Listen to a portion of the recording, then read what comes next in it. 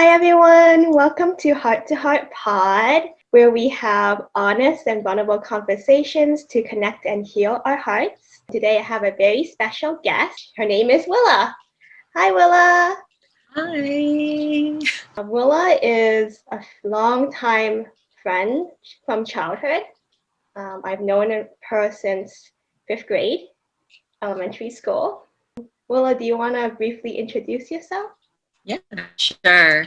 Yes, I met Tina in grade 5. She was actually my first friend in this new school. So she she helped me through a lot during those painful years of getting to know random people and being at a new school. So she introduced me as Willa. So that is my name. I am an accountant at a technology company currently, and yeah, that's pretty much it. Actually, I remember meeting you on the first day of 5th grade. We were both new kids, and then we got along really well, and you have been one of my closest friends since. So I'm really excited to have you on here on one of my episodes, and especially this episode, I feel like we're covering two very important topics. And the first part being women empowerment. And I remember when I decided on this topic, I was thinking about all these people in my life, and honestly, a lot of women came up for me, but you were one of the first people that came up. And I'm like, oh, like Willa's so like strong and independent, and I really want to have this conversation with her.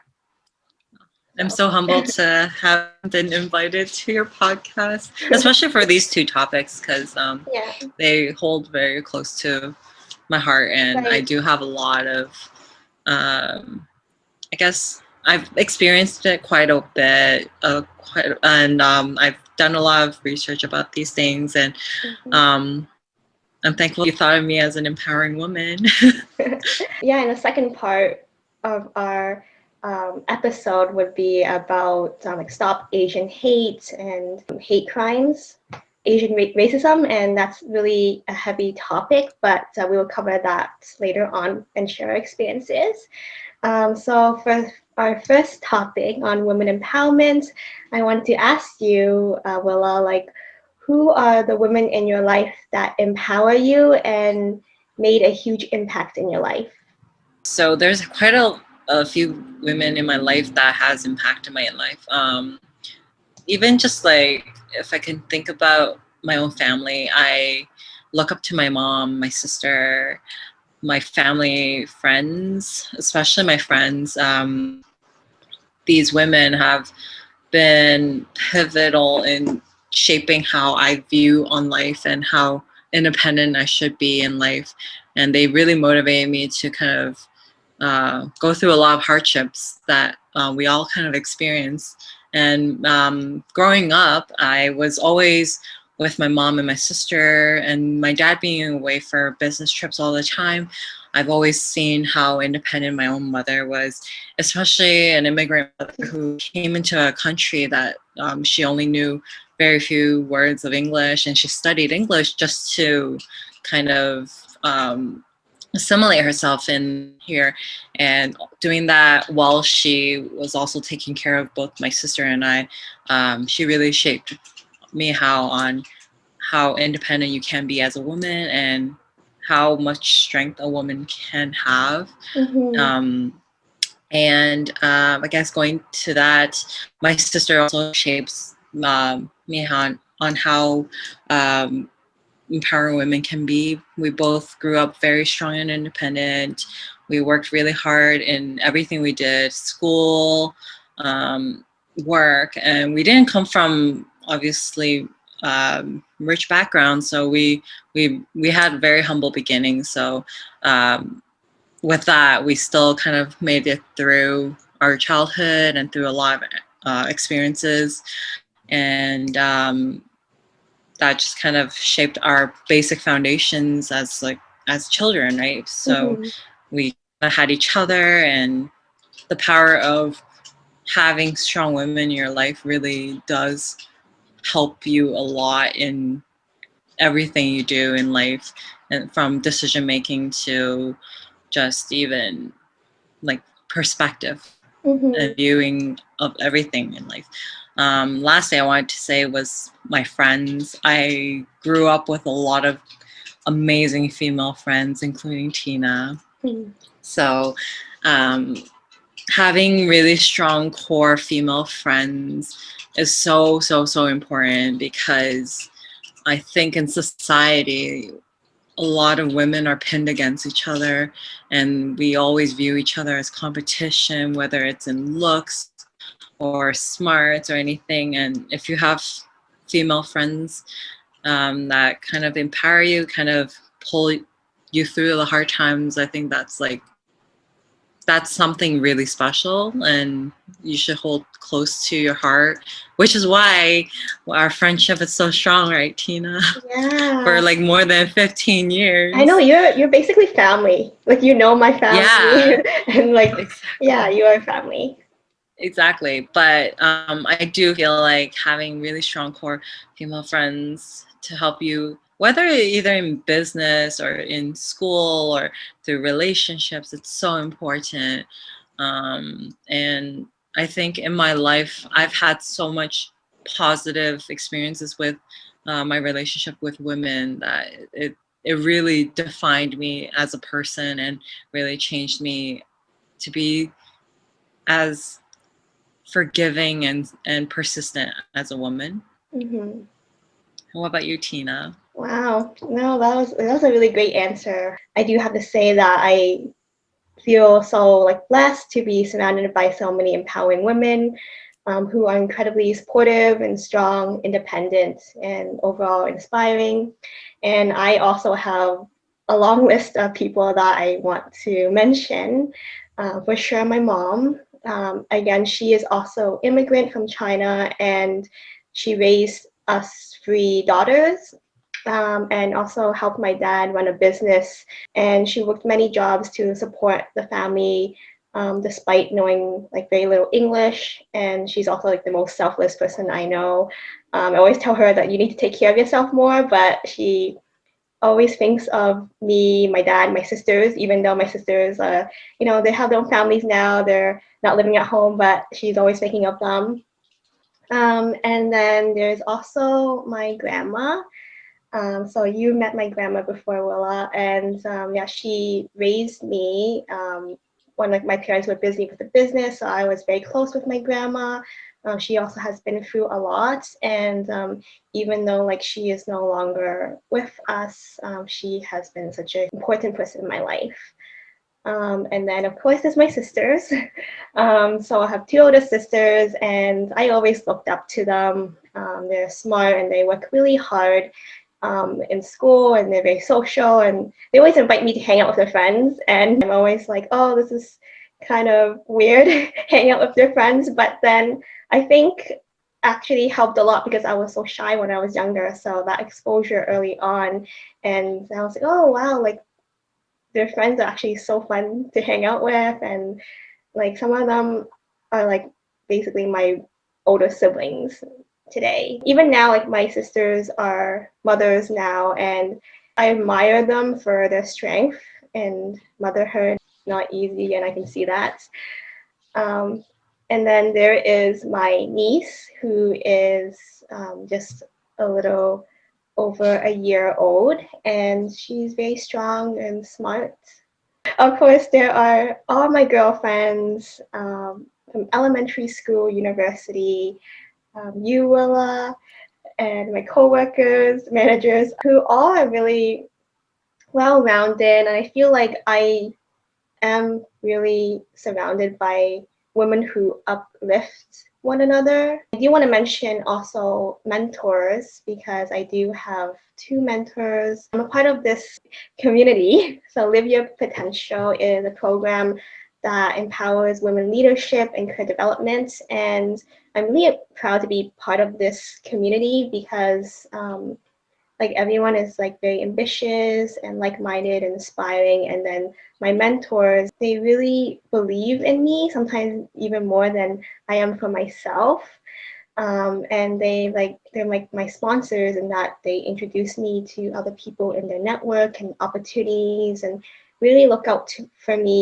So like my mentors, they are the co-founders of Live Your Potential, and there is this one mentor I met many years ago when I was volunteering for this organization, and she was a panel speaker, and I really looked up to her because I thought that she was so well spoken and she carried herself well, and she's also so elegant. I'm like, I want to be more like her. And I did reach out to her. This was prior to moving to Korea for that year when I taught abroad. Also because she's Korean and I wanted to learn more about the culture, and she's a professor, so then I wanted to learn more about becoming like a good teacher when I was in Korea. So then from that point on, she became my mentor, and she also gave me the opportunity to be a contributor for their blog as well. So then I was able to write articles for Live Your Potential, and also just like meet a lot of great people in that community. And so, yeah, just thinking about all like the women in my network who are all just so supportive in both my personal and professional growth. I knew I had to talk about this topic today. It's amazing. How about in terms of female public figures? Are there any that inspire you, whether they are like past or current women who has changed the world in leadership roles, influencers, or celebrities? For me, this question was actually really hard. Mm. I actually even had to look up uh, empowering women or even just like female public figures. Uh-huh. Not because I don't find any of them as inspiring and empowering, but it was just so hard to just jot it down as one person Mm-hmm. or like one category, because I think no matter what media outlet you have, whether it's in social media, whether as a celebrity, whether as a world leader, whether in your own corporate job or your own jobs, I think every one of these women kind of paved a way for a lot of people, whether it would be in the mass of audiences or even just in your own little community. Um, that's why it was so hard for me to pick. But like, if I were to kind of briefly talk about it, I think even just like random YouTubers, for example, Mm-hmm. like I learned beauty online, right? I finally learned how to do makeup online when it was like the beginning of YouTube days, and like there was so many beautiful, amazing women that were doing beauty, and then was really appreciative of that, but also the growing community of Asian beauty bloggers, and they kind of showed that, you know, with a different face, you could still use makeup to empower yourselves. You could still be you and still kind of have confidence in just like YouTube, for example. But as an influencer, that's also like very important because I remember growing up as a child, it was very hard to see someone representing, for example, an Asian person in media Mm-hmm. until like maybe well into my university days when I started using like online social media or like, you know, YouTube, TikTok, Instagram, and all those things, where I finally started seeing people that kind of I could fit in with, right? That I could see as an Asian woman, as a young person, as someone who isn't your own stereotype of being stick thin. It was just Mm-hmm. like, it's empowering because you just see your own representation in other outlets apart from mainstream media. And like, I think even if they're not fully public figures, they still made an impact on a lot of women, especially growing women that are very influenced by society, right? Mm-hmm. And I think it's so important for me to also talk about women in the politics world, and women who are authors, women who are social activists. They literally had to step out of their comfort zone from just, being the traditional stereotype of being a woman, being at home, being like being a good worker or something like that, to literally speak out and put their opinion out there in a world where not many times you will hear a lot of women's opinions. At least in the last 20 years, it has been a big shift, right? But I do feel like time and time again, there are a lot of women just coming up in any media platform where they kind of inspire more women in any ways. So for me, it was just a little hard to pinpoint one person, even just picking out a celebrity or someone like as big as like Oprah Winfrey or Michelle Obama or Hillary Clinton. Like, these are great American women that shaped a lot of North American views, but there are also very notable smaller roles, not smaller roles, but like, I guess, in different media outlets that are also notable to be great influence of even our generation and the generation after that too, right? Yeah. This question was also difficult because, like you mentioned, there's just so many empowering female public figures in so many different categories. So I'm not sure if you know of Brené Brown. No. Okay, so she's basically a professor who studied topics about like vulnerability, shame, courage, and empathy. And I first knew of her through a TED Talk video where she talked about vulnerability. And so like I'm really into like personal growth and psychology and all of that. So then I really found her TED Talk inspiring. And so I learned about her. She's also an author, so she has many books. And one of her book is Rising Strong. The other person I knew of more so recently, Malala Yousafzai.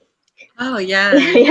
yeah. So like I know of her a little bit before, and I've seen her book and everything, but I don't really know her story. So I'm currently reading the book. Basically, she advocated for women and girls' rights and education at a young age, and then she was also shot in the head in Pakistan, but she survived that, and she's the youngest person to receive a Nobel Prize.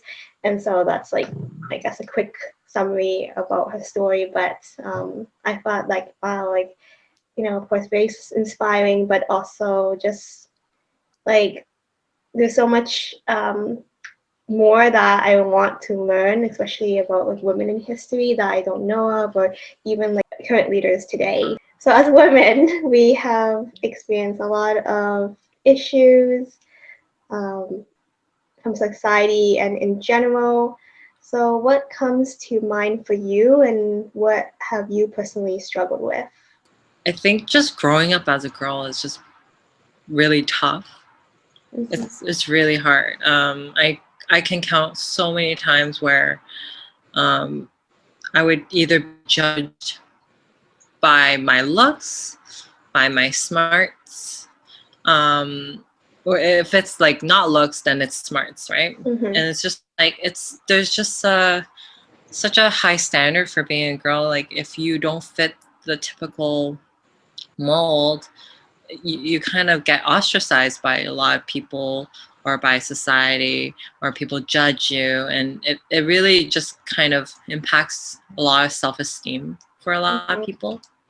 And for me, that was a big struggle too.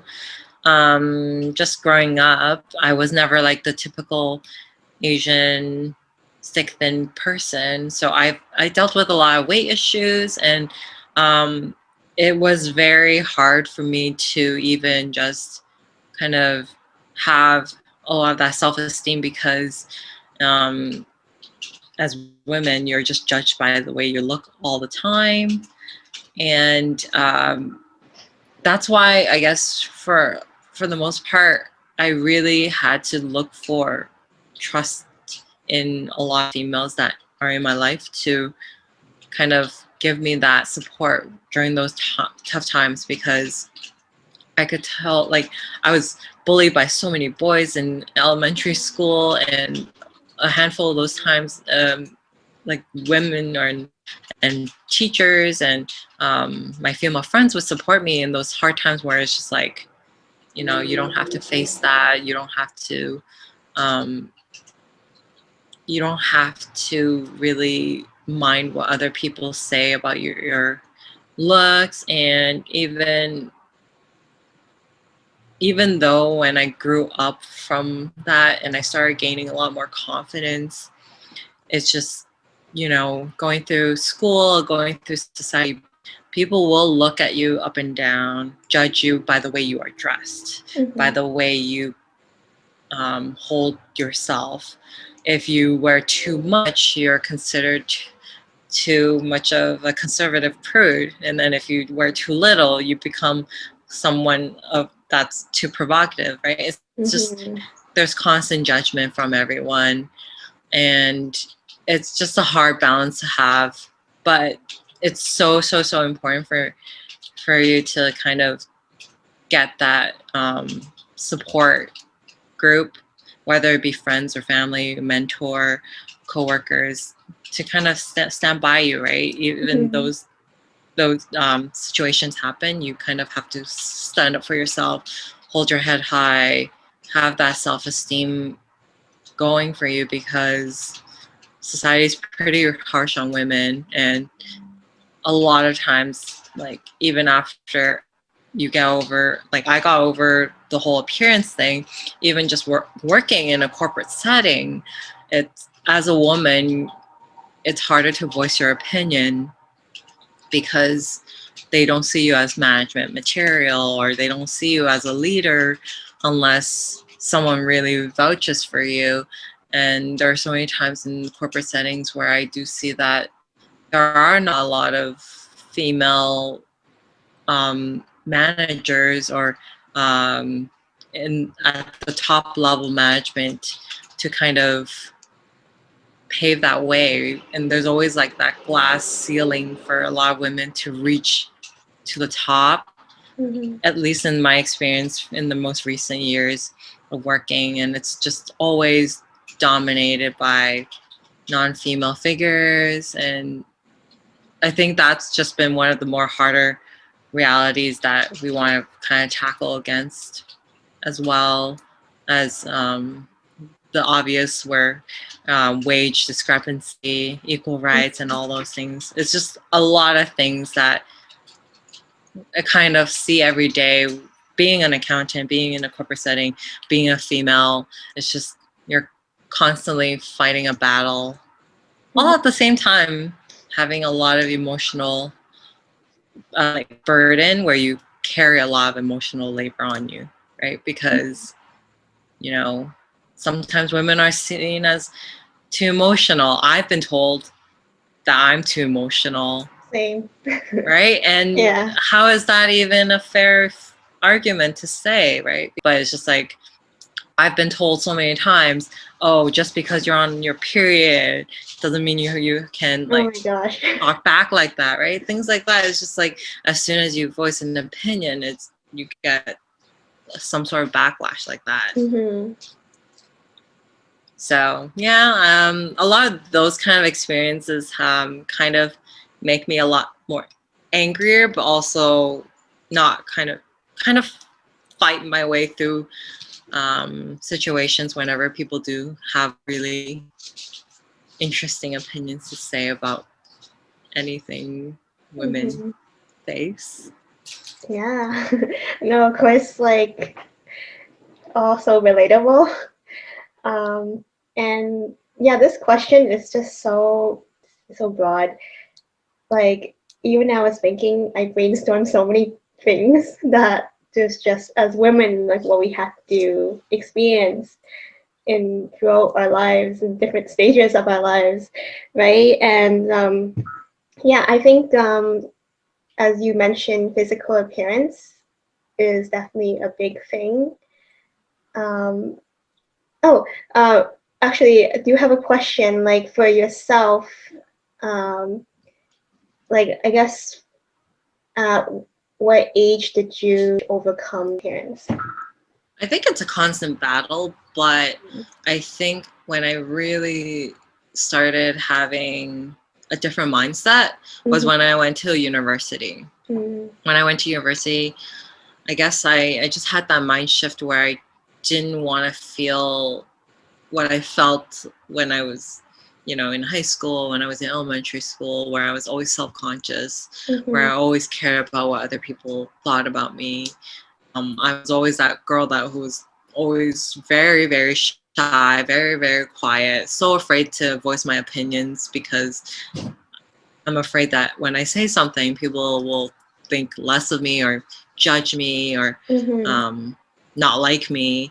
But I guess when I got into university, I basically went to school not knowing anyone again, right? And basically, I gave myself a chance to kind of play on a role of who I really wanted to be, which is someone more confident, someone more happier.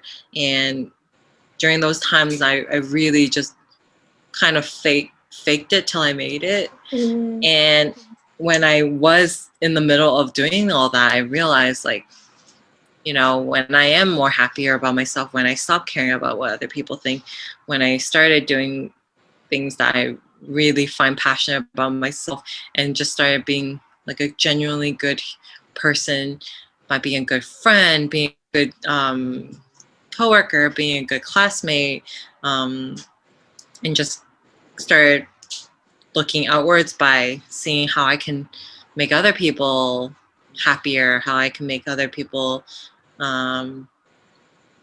see what I see in life after going through all that. Maybe that would have made me happier. And in the end, it did. And I felt like confidence and building your own self-esteem was really a key factor to making myself feel more attracted to myself, because for the longest time I wasn't even attracted to my own self. And I think it's so important to really think of yourself and be like, you know what, you're good, you look good, you are smart, you're amazing, right? Yeah, exactly. So you have to be attracted to yourself in order to make other people kind of be attracted to you as well. And I think even if it wasn't about attracting other people, it was very important for me to feel like, as long as the person or the social group that I'm around with, as long as they feel happy around me,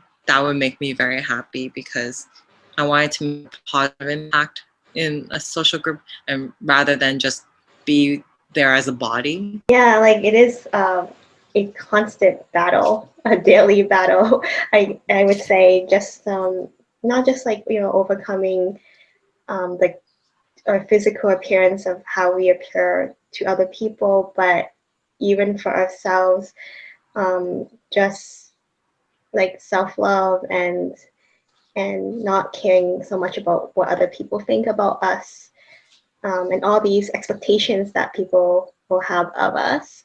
But I do want to say, like, even like what I personally struggled with physical appearance was growing up when I was a little girl. I have had eczema.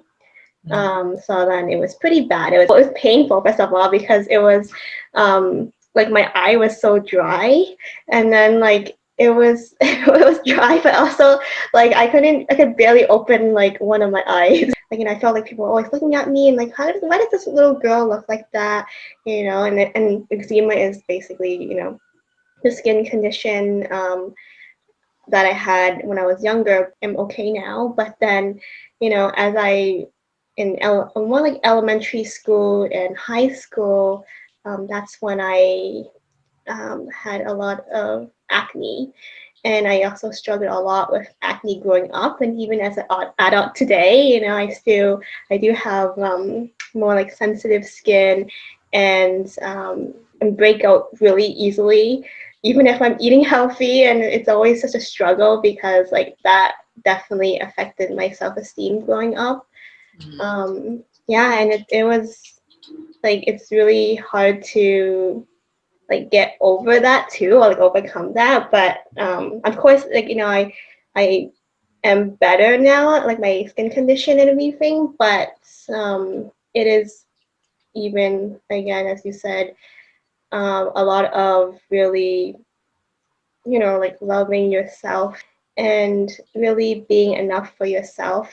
So much more to us than just our physical appearance. There's like other things that I also brainstormed for this question because, of course, as women, we experience monthly pains, right? And our periods. I mean, yeah, the pain that we have to experience every month is a lot, and of course, when I thought about this question too, like what we had to struggle with, of course, it came to mind like in the future, like pregnancy and giving birth and raising kids. Those are huge struggles that like I kind of observe from my sisters, or like I know how the process is and what they have to go through, and just thinking about it is so scary. Knowing that as women we have to go through that. Yeah, being a woman is hard. You face so many obstacles. But do you also feel like do you feel like once you share your own personal pains and concerns and insecurities, have you experienced like or encountered a conversation where someone else is like, I have that too. I also experienced that. I also feel that way. And it's just like, at least for me, when I used to talk about some of these things, sometimes you'll hear people say like, I know exactly how you feel. And it's just like, we internalize a lot of these feelings and harbor a lot of these pain points when it's kind of like something that a lot of people face and struggle every day as well, right? And it's just like, it's a lot of emotional burden that we kind of carry on ourselves, not just like, not only just the monthly pains, but it's just like a lot of things we don't vocalize because we don't want to seem weak. We don't want to seem vulnerable. We don't want to like look as weak as everyone kind of perceives us to be, right? A lot of times we feel like we're alone in all of this, but we're really not. And I think we should normalize talking about, our struggles and what we go through, and so that we know that we're not alone. And even thinking about things like how like societal pressures as women. Now we have like the biological clock, and um, there's that. And then of course, if you want to have a family in the future, you have to think about all these things. So there's a lot of pressure in that. Definitely. Do you I feel think that? we're both at the age where we're starting to hear those conversations. Yes. Yeah, and I guess there's that, and it's also like I personally I don't never really had a timeline growing up, but then it's like how you're just living your life, and then there might be family members or even random people kind of asking like what's happening in your life, and they may be well intentioned or they're just curious, and that's okay. But then you start to hear about it a lot, or they keep like asking about it, or maybe even saying like oh, like, so if you're single, then they'll be like, oh, like why you're not in a relationship, and then if you're in a relationship, they may ask you like when you're gonna get married, and then when you're gonna have kids. It's always gonna be that. There's always gonna be questions about your life. You always feel like you're put into a timeline, right? Yeah. Like I feel like you're always expected to be on this next track to being somewhere, to getting something or doing something, and it's just like, why should women just be subjected to relationship, starting a family, and things like that. When, you know, every woman has their own timeline. They could literally just go career oriented or just freelance life and live life how they want, right? And this timeline, this body timeline, it's just like, it freaks a lot of people out. I know for a fact, like, it freaks a lot of myself and my friends out as well, right? It's like, at some point, you feel like you're an expired person. Like, I know in like my Japanese coworkers, they literally feel that stress as soon as they turn 16 if they don't have their life together. 16 is so young. Yeah. And then when they're 26, if they don't have a secure job, if they don't have prospect of marriage, it's just, they feel kind of like left over or left out. And I hear so many of those stories, right? Yeah. Well, those are my Japanese coworkers, Right. but like, I feel like it's not just Japanese people, but even just like women in general, they just feel like the closer you hit 30, you just feel the pressure. You just feel like if you're not on that track, you feel a little left behind, which shouldn't be the case at all, right? Yeah. Because you can still live a fulfilling life, just not that stereotypical life. Right. Yeah. And there are women who don't even want to get married or have kids, right? Exactly. And, yeah, and of course it's hard for them because, you know, from what society or other people say, and they question like, oh, like why not, like why, like they can't understand, but really it's their life and it's their choice. Exactly. So there's this story that I feel like I should share, as a woman, what I experienced, basically a harassment on the subway, which I did tell you about, and I feel like, you know, I'm gonna talk about this. I guess you know, there are many instances as women that we may experience like unwanted like remarks or behaviors, things that happen to us.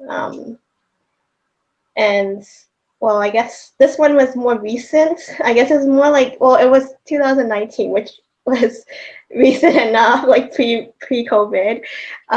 So then, yeah, I think I do want to share it. And basically, what happened was, so I was on a regular commute to work one day, and what happened was, um, like I swiped my Presto card to go for the gate to get on the subway, but it didn't work that day. It just didn't work, and I basically asked the fare collector, "Oh, can you help me with my card?"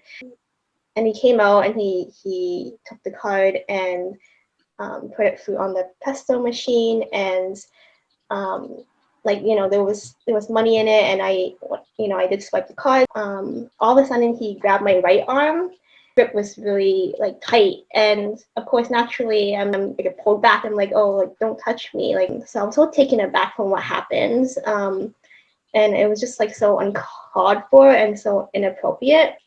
And then he basically said, he was like, oh, do you want your card back? If you do, you have to smile and be nice to me. And yeah, like I was like, what? At this point, I was just like really upset, really angry, and just thinking like, oh, how could he say something like so demeaning? Like I didn't do anything, like, and I did nothing wrong. And then but I was like scared to like yell at him or anything. And you know, there was actually people in the background too. Like if there was a couple of other male employees in the background too. I think they saw what happened, but nobody did anything. And then yeah, I couldn't like. So then I just grabbed my card back and I just like went for the gate and I just like left. But I was actually so upset and triggered from that experience. Yeah, I had to do something about it. So I called the subway line right away and I talked to this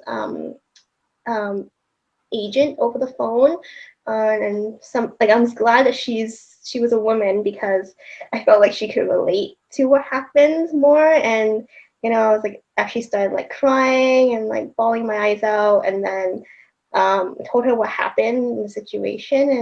And I don't exactly know why, like what was the reason, like even to this day, like was it because like I'm a woman or I'm Asian or like both, or I wasn't being rude to him or anything.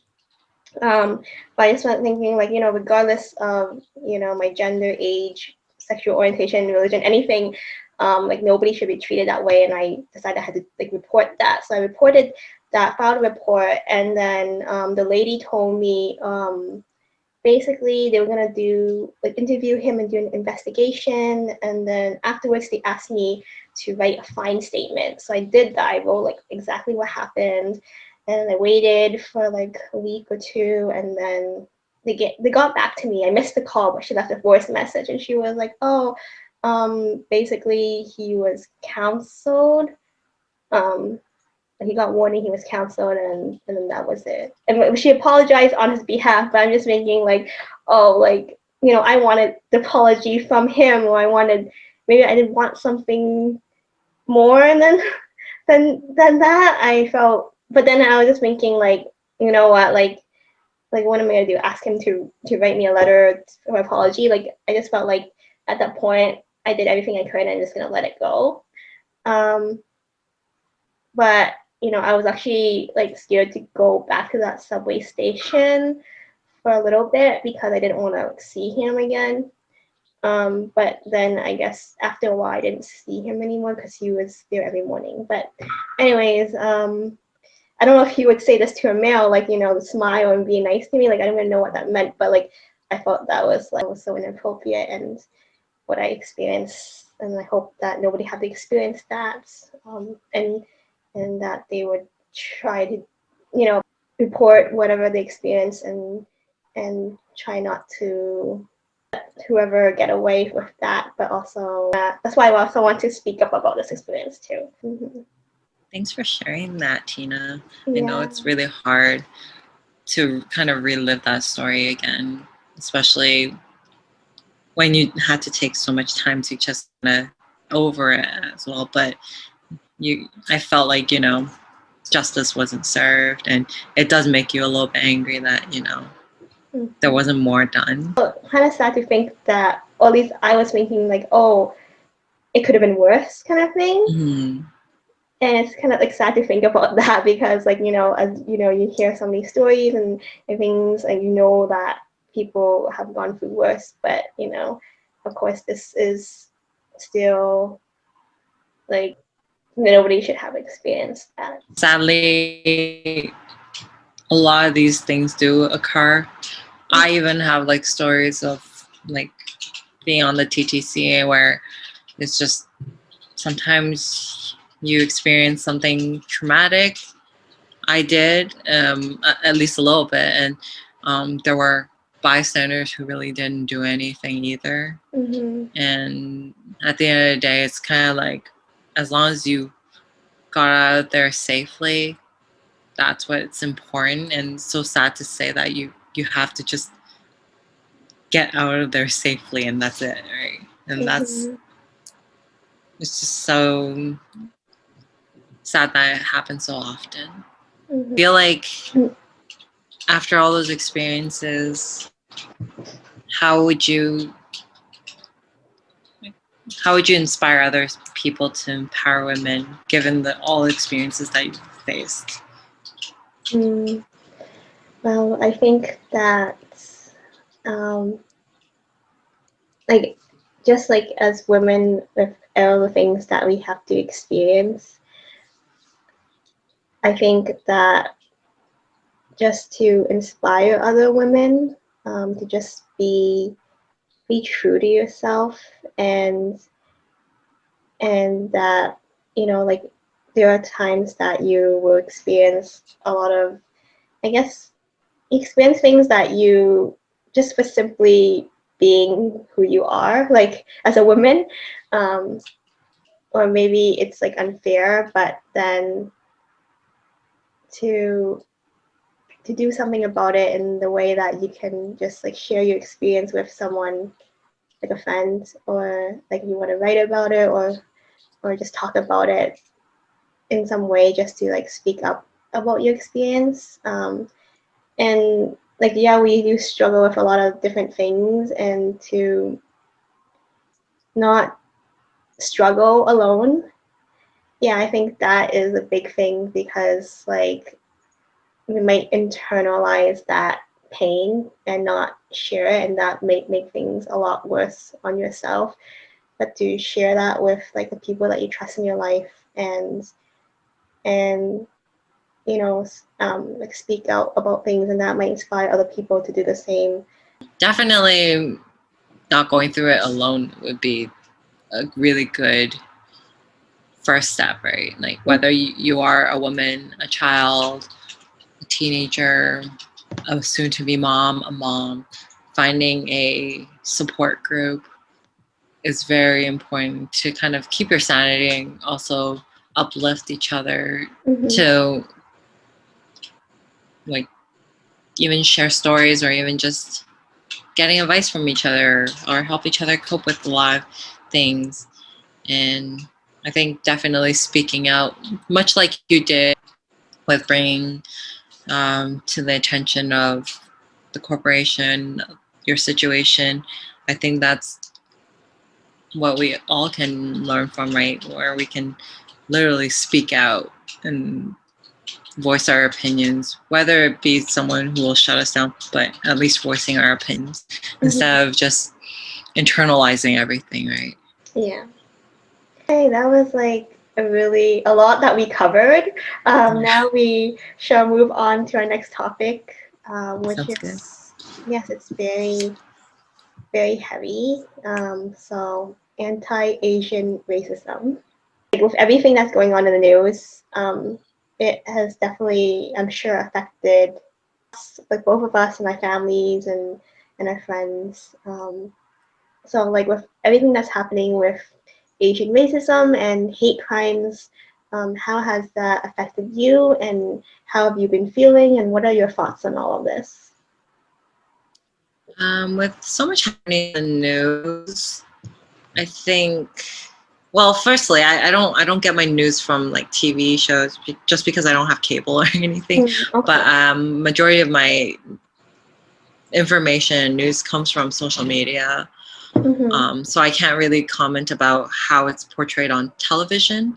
But me being on social media almost every day, suddenly hearing so much about it really angered me at first, or at least it shocked me at first, just because you're kind of shocked that it's happening in this day and age in a first world country, right? And even specifically in Canada, you think that it shouldn't be happening here because we're so multicultural and there's such a huge Asian population, like in Toronto and in Vancouver. It's just it made me really upset.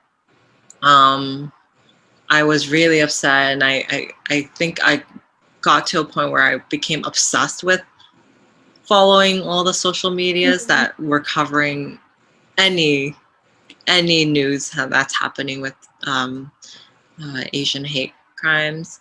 I guess after I got really angry, I was just really, really not just upset, but really scared from my own community, right? For my friends, and especially my parents, or, my sister with her newborn, right?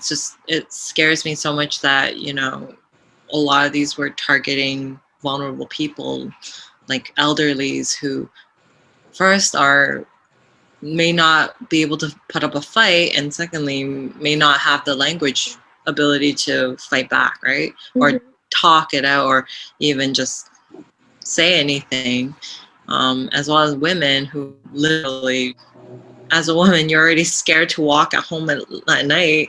Now it's just like if you're being targeted just for being Asian, that's even more scary, because it's like something you can't even avoid, right? Mm-hmm. You can avoid walking in dark alleys at night. You can avoid walking in sketchy areas. You can avoid walking near some place that you don't feel safe. But how can you protect yourself if you're walking in broad daylight in public and suddenly someone can attack you or assault you or anything, right? It's just, Mm-hmm. it was so scary. And not just that, it's during COVID too, right? Like if someone approaches you, you just automatically feel really scared. Like what if they have something? And Mm-hmm. it's just a bad situation all in all. And I don't know, I was really disappointed that it was happening. Mm-hmm. Yeah. How about you? Yeah, definitely feel the same way. Um, there has been so many news about Asian hate that, and then it all came like like this happened. Like of course we know like Asian racism has been going on for like centuries, um, but then even like it has heightened a lot more. Like it has been like more uprise of cases and news around it. More so recently, and well, last year too, there was cases too that people are just walking on the streets, minding their own business, and they're being attacked just for being themselves, for existing, right? Mm-hmm. And even for myself, like a lot of like the news, there's like the news and and people sharing on social media, and I see that. Yeah, I also like follow social media and a little bit on TV as well, at home. But then it was just like it definitely affected me a lot in that I was feeling like really heavy, and it was a lot to process that I didn't really want to talk about it right away. It was more like I needed to like take time to process all of that was happening, and it felt really close to home, of course. Um, and which is why like now I'm like, okay, I think I want to talk about it with my podcast. This is a good platform to speak up about this matter and how it has affected myself, but also actually have a conversation about this with a friend, so I can get like perspective as well, and sharing the stories so we're less alone in all this. With all the news, not just like on women, but men as well being attacked, and the elderly that are vulnerable and unable to fight back, and then we think about like our family members, if anything, like worry about her parents, like you said, and it's really heartbreaking, right? Um, like even as you mentioned, like I was even like myself, I'm thinking, oh my gosh, like we don't want to go out because of COVID, and now it's like, and then it's like there's so many factors, like oh, like we're women and we're Asian, and now it's even scarier for us to even go out in public. Okay, so have you had conversations with family and friends about this? Like, what was your experience like? Before I even got to have conversations with my parents or my family and friends, I actually was just so engrossed in social media and all the news platforms that I was following that were displaying a lot of these situations that were happening in the States. And it got me curious to look at what if it was happening in Canada. And it was really hard to find a lot of the statistics because as much as they are being reported in the States and they are very minimal at the time, in Canada, it was even less information being distributed on the Canadian side, and I didn't even hear any news about it. Mm-hmm. But it took a lot of research, but I guess what was the most shocking for me at that point was obviously the news of the shooting with the victims at the spa, and that caused a lot of reactions, not just in the States but also in here in Canada, right? Mm-hmm. And it kind of hit home for a lot of people, and then I think from then on it started exploding. Mm-hmm. And after it started exploding, then there were more reports on the Canadian side and more statistics showing. And I think at that point, that was when I was just sharing a lot more information and just basically resharing everyone's stories, whether it be in the States or in Canada. But mostly I was trying to show more of a Canadian side just because I think it's harder for us to feel relevant if it was from a different country, but it would be more, it would hit home a lot more if it was like, say, in the same city as yours or in the same country. And I think what sparked a lot of conversation was when it got really serious with, like, elderlies were getting hurt, women were getting hurt, and I was just sharing a lot of that. And some friends actually messaged me saying, like, I didn't know about this in Canada that's happening. And then we started just talking about it. And it's been kind of like an on and off conversation with friends and family. But obviously with family, my parents would just be kind of brushing it off because they are still kind of very sheltered, and they luckily they are at home a lot more, so they don't experience as much of a backlash as we see on the news, right? But that really just scares me too, and it scares them too because eventually all these news platforms and social media and support groups start saying this is how you could talk to your parents in like different languages about these issues. And I think that was very helpful for a lot of people, including myself, right? Because I'm Canadian born, and a lot of these things are some things that you don't really know how to translate to your parents. And when I did share that with them, they're still like, don't worry about us.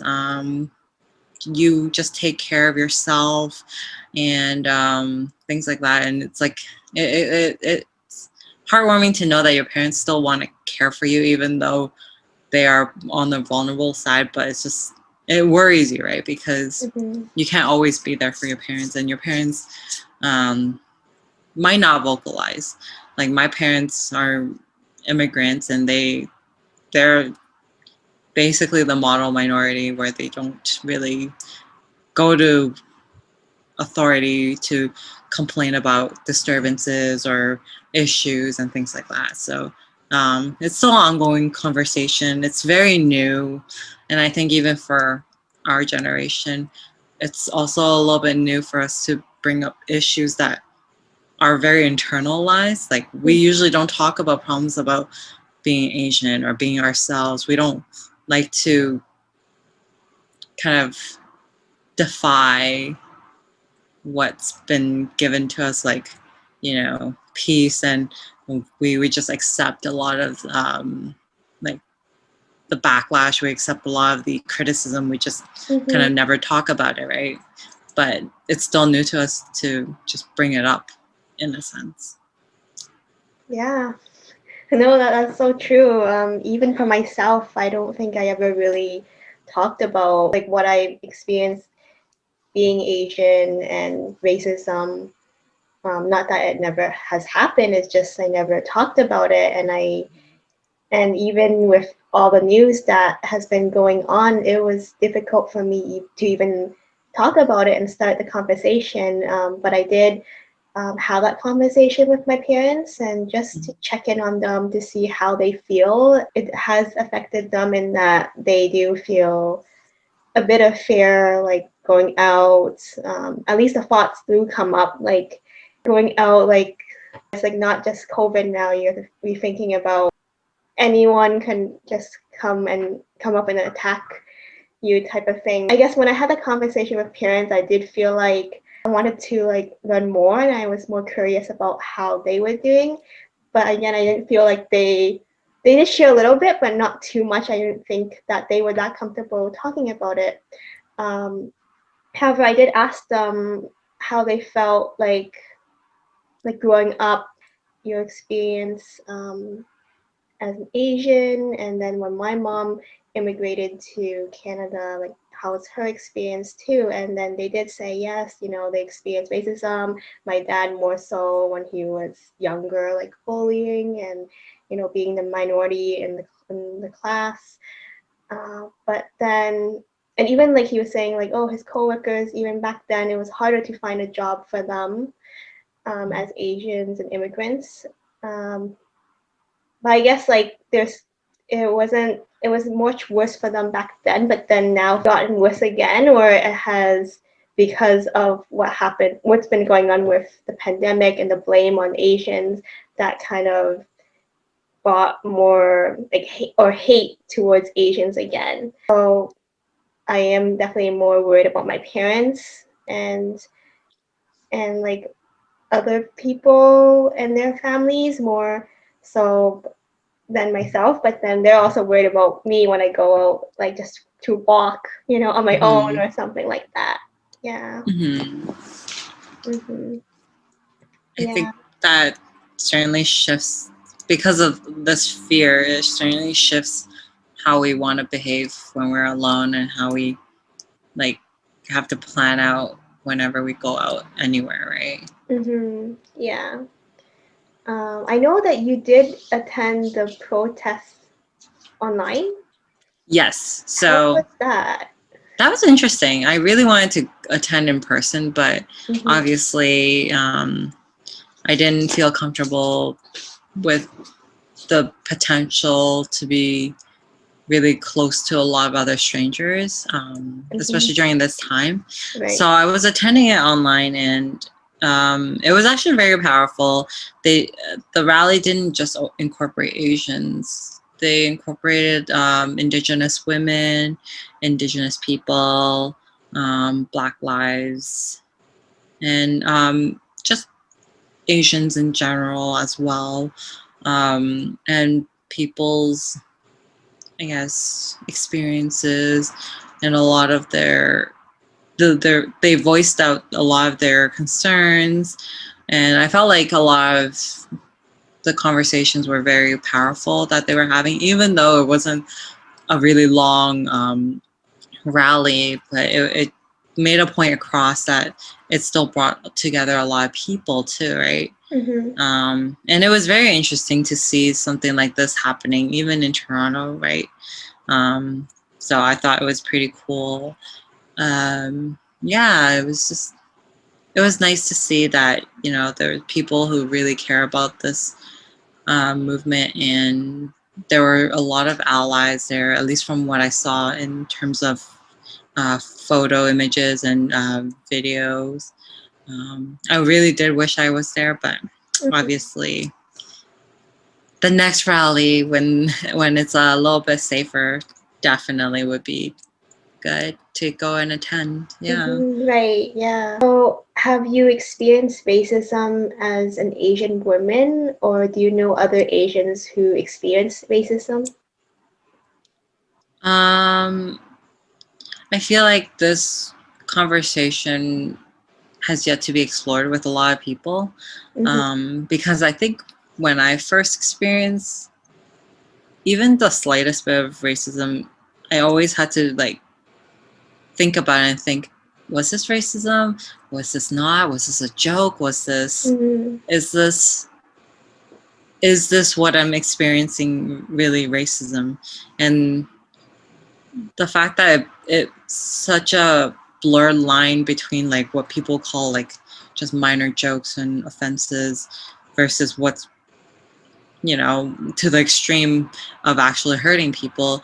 It's like, for me in the beginning, especially when you experience it, I think it's more of a shock to you than an absolute answer like, oh my gosh, this, I'm experiencing racism, right? So like, yeah, I guess I've experienced a couple of racist remarks in my lifetime, from traveling to the US to Las Vegas. There would be people who just like literally try to say hello in different languages. And although like at the time I'm just like thinking, oh, it might not seem like racist. Maybe they're just trying to be friendly, right? But it's just like, sometimes why can't we just say hi like regularly, right? Why Yeah. do you have to always just try to say it and assume our ethnicity and try to fetishize in a way like a pickup line, which I didn't appreciate. Right. I guess another time would be like, I guess this was during COVID. I was walking around downtown Toronto with my boyfriend, and we were just walking to get pizza like regularly. And then there was like this little teen kid, and he was just like, he walked by and he literally pretended that he was on his phone and said, "Oh my gosh, I caught coronavirus."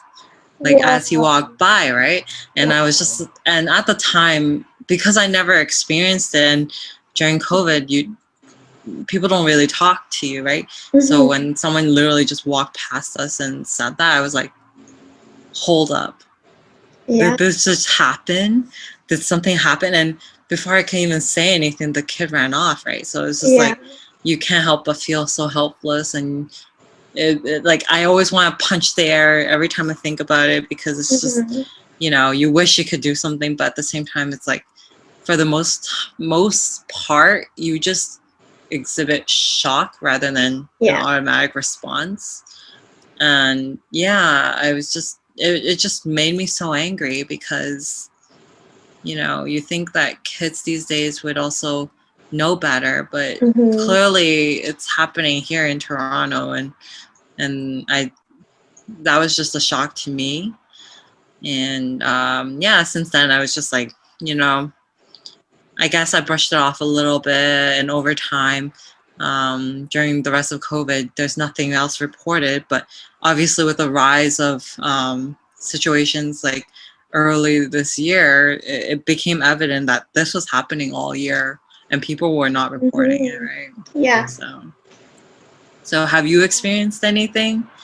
Wow. Yeah. I was thinking about this, like for any like concrete examples, and I do feel like I agree with what your experiences were, where a lot of times even I'm questioning, was that racism? Because it may have came off more like a joke, but it wasn't funny. It was actually a racist remark, but like at that time it came so suddenly that I didn't know how to respond to that. And so, yeah, I'm thinking about incidents. Also experienced a racist remark in Las Vegas. Yeah, but also not just Las Vegas, right? In Toronto, just randomly, there would be people who would, when they see me or my friends or my family, like I was there, and then they would say, like, talk in different languages, or people who would randomly come up and ask me, like, oh, trying to guess my ethnicity or where I'm from. I do experience it more when I'm traveling abroad. And I remember like one time I was in Europe, and with my friends, and we booked a hostel, and the host, he asked to like see our passports as like confirmation, like butchering our names and like just trying to, I don't know, like I remember he was just making a lot of remarks about our names and like where we're from and all these things, and definitely didn't feel safe there. But at the same time, we didn't want to offend him because we paid to stay at this hostel and everything. Because like if I was on my own, I don't think I would have stayed at that hostel because of what happened. It's kind of sad to say, but it's kind of because this happens throughout our lives. Like it might have been something very subtle, but then it's also like it happens like really randomly too. And growing up, we kind of just, at least for me, like I would probably just like brush off a comment here and there, but then also realizing that it has kind of become the norm for us to experiencing that, but not really speaking up because like I didn't feel safe to say anything, or maybe I was with friends, but we all were more afraid than to say anything back. Definitely, when you've experienced it firsthand, our initial reaction is never to be on the defense, but more of a shock, because it's just ingrained in us to just think before we say and not react, right? And sometimes that does us more harm than good, because it lets a lot of people get away with doing things. Yeah, like we have a lot of resources out there, and even like you shared a lot on social media, which is very helpful because I felt like I also like all the cases and what we know from media, a lot of it is from happens in the States, but for us, we know it's happening in Canada as well, but we don't hear as much, or there isn't as much news. And then seeing the stats that you also shared as well, and seeing more resources on social media and realizing, yeah, it has been happening. And of course, there's so many more cases that hasn't been reported, that more than we know. How can non-Asians, how can they be an ally, and what small actions do you think we can do today to drive change? Well, I'm definitely not an expert on this topic. We don't need to be experts. Yeah, we're just sharing our experiences and what we think. Yeah, but I guess I think just having a conversation, just having a conversation with people, doesn't matter if you're an Asian or not. I think if you have a conversation with someone, it definitely opens up your eyes about why people are posting these. Why is this happening? Why do you feel this way, right? And even if you have differences of opinions, at least at the end of the day, you can still come to disagree, but at least you are aware of each other's perspective. Yeah. And I think, especially right now during COVID, it's so hard to have conversation, and people are just really kind of all isolated, and it does help having conversation, even if the conversation is not lighthearted, such as this topic, right? But it definitely is important to talk about it, because if people don't talk about it, then change can't happen, right? I think I've had a lot of mini discussions with friends, and we just literally just throw out our opinions and what experiences we experienced during this time, whether we experienced it or not. And it kind of gives you a lot of perspective, and you literally learn what everyone's feeling in a way, right? And I think that literally helps. It becomes cathartic too, right? Because you hold up a lot of these feelings, and then if you can just talk about it, maybe there can be change through that, whether it's through actions or through just mutual understanding, right? I think what other small actions we can do today to drive change?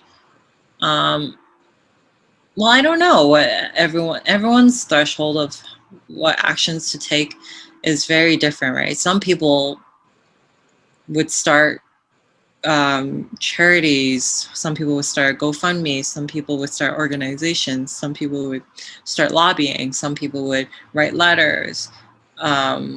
Even for me, I feel like I was just playing one small role just by sharing on my social media, and I feel like for me, at least that's what I could do, just to make my own community aware, right? Whether it be my own Asian friends or allies or followers or coworkers, it's if they see it and then they are aware, at least that's one more person aware. And if they witness something like this happening, at least it wouldn't be the first time they would be experiencing that, or first time they are exposed to that, because at least they see that this is something that's happening, right? Like if I share some news and some statistics, at least we can kind of face it with a bit of knowingness. Like if I were to ever walk on the street, at least I wouldn't be I would know, like if someone's attacking me, I would be a little bit more prepared than not knowing at all if someone's just randomly attacking me for whatever reason, right? And it just makes me feel a little bit more prepared, makes me more prepared if my parents are aware, if my friends are aware, because as much as I'm sharing a lot of news in this about the States that's happening, I'm also sharing that in Canada, in Toronto, in Markham, in North York, it can happen.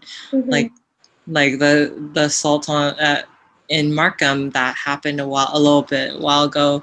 This person was attacking 6 people, right? And that was happening in York region, which is so close to a lot of us, right? Yeah. And you're just like thinking, so it's such a huge Asian community. Why would this happen, right? And yeah, that hit home and that made me scared. But I think just awareness is really something at least I could do to help my friends or help anyone. And if that provokes a lot of discussion, great. We can just have a conversation about it. And if it drives enough discussion, maybe there will be groups and groups who feel the same passion. Maybe there will be change. Maybe there will be policies that will change. Maybe something will happen, right? As long as there's a conversation going. Yeah. How about you yourself? Yeah, I think just having a conversation with a trusted friend or family member, just having that conversation and checking in on other people, speaking up on social media, in your inner circle, you can write about it, attend the protests, donate, and there's so many resources out there where you can educate yourself and learn more through books and podcasts, and there's even courses about this that I know of, and kind of just being proactive and doing your part. But of course, no judgment to those who don't openly have this conversation or feel comfortable or even sharing on social media. Like there are so many different ways that you can like learn about this or do something about it, and everyone is dealing with this in their own way, and you don't know what they're doing behind the scenes. And even before, when I was talking to you about this topic, I'm like, oh, this is something I feel like actually feel really strongly that I want to talk about, but also kind of like maybe worrying a little bit about not knowing enough to talk about it or not really knowing what to say. But I think that, I want to create a space for both of us to express anything that we are experiencing, any stories or feelings or thoughts, and just take up space. And I think even for other people to know, like, to speak up even if your voice shakes, right? And I'm also like a very firm believer that, like, you might think, oh, like sharing one post or having that one conversation might not create, a change or solve the problem. But I believe that like even small incremental changes does make some sort of impact versus not doing anything. Like you don't expect to change the world, but you can maybe with your perspective or sharing your opinion with someone else, they might not agree, but maybe that might influence them in some way, and they will have that effect on other people too, right? Like if like ongoing conversations. So I do believe that, and yeah, I guess just do what you can.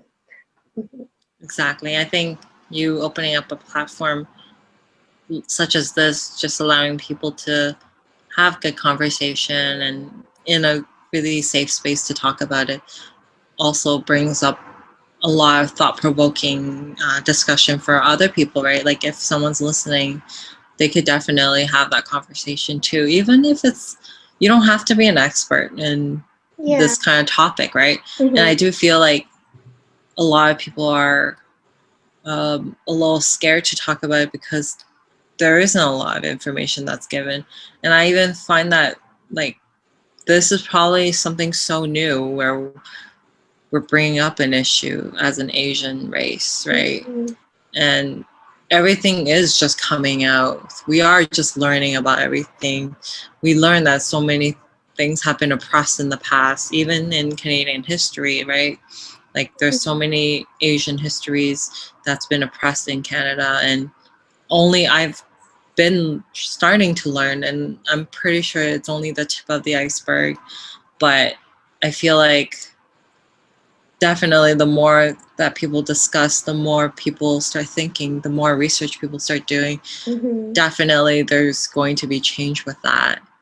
And you're right, like you gotta speak up even if your voice shakes, right?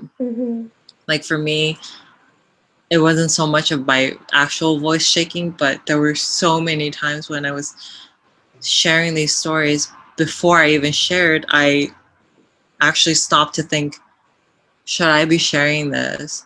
What if people think I'm just being annoying, or people will have that opinion like, she's just sharing stories, she's not going to make an impact, what's the point of her doing this, right? And all these thoughts went in my head. And at the end of the day, it's like, if you just share, if it reaches one person, if one person is having a discussion, I think that's just one more progression into a better change, a better society, a better future for all of us, right? Yeah, I'm so glad that I invited you to join me today and have this discussion about women empowerment and also Asian hate and racism. And so I want to thank you, Willa, for joining me today, for being vulnerable and sharing your stories and your thoughts with us. Thank you. I always loved having vulnerable talks with you. Yeah. Thank you for inviting me to this podcast. Definitely the first time experiencing this, so thank you. Yeah, and thank you everyone for tuning in. Willa, where can we connect with you? I guess I have my Instagram handle, what will I do? What, and then my name, Willa do. Okay. Yeah. Yeah, connect with Willa. She's amazing, and I can have more conversations with her about this too. Okay, thank you everyone for tuning in. Bye. Bye.